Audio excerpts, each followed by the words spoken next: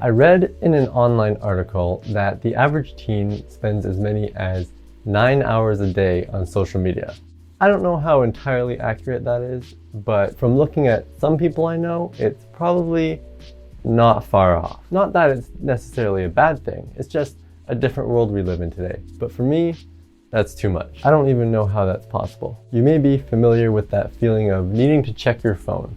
You're just sitting there and not too much is going on, and suddenly you just get this itch of, I need to check Instagram. So you open your phone, go to Instagram, and get that hit of dopamine from reloading the page, but then you realize that nothing has changed since the last time you checked 10 seconds ago. So you close the app, go to Snapchat, and it's the same thing there. So you close Snapchat, and then you just swipe back and forth on the home screen, and then the cycle repeats. You basically turn into a baboon. Ooh, pretty colors. There is no brain activity happening there. I didn't want that feeling anymore.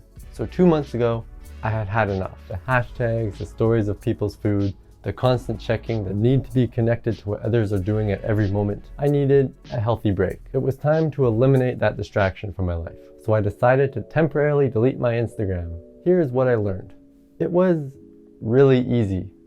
Like, really easy. I thought that after my account was gone, I would get that itch to check, and it would be worse because it couldn't. I expected a difficult transition period where I would have to get used to my new disconnected life. It would be too hard to handle, so I would have to re-download the app, activate my account, and log in just to fill that need to check.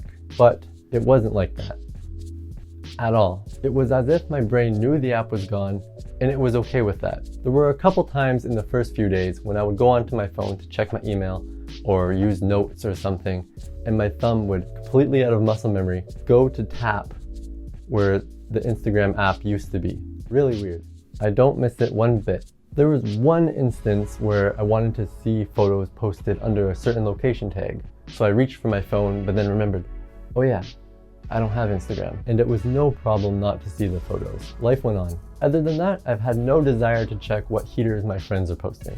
What do I do all day? If I'm not spending 9 hours a day on social media, then what am I doing with all that extra time? I do lots of things. I work out, I study, I watch movies, I read about topics that interest me. I do photography that doesn't need to be shared for likes. But the biggest change in my life has been making these videos for YouTube. And with no time-consuming social media distraction, I really have no excuse to procrastinate and not be able to. What if someone needs to contact me?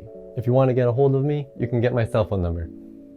Will I ever get Instagram again? Yeah, I probably will. As I said at the beginning of this video, I just needed a break. I'm not opposed to having Instagram, I just don't have the need for it right now. There are better uses of my time. But if a need ever arises, like needing to join an important group chat, or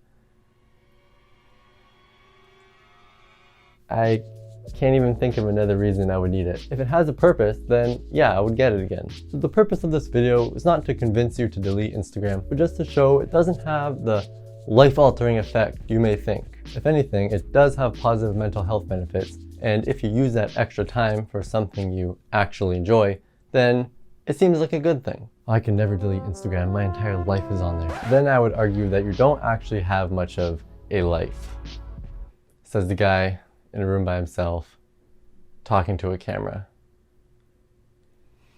Yep.